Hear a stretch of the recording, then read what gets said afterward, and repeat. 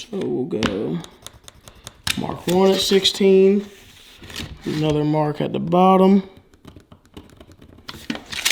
We're going to grab our humongous speed square, lay that down, line her up.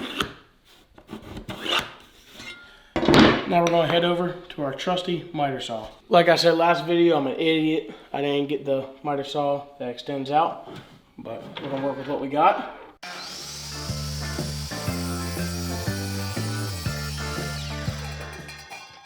Flip your board, go at it again.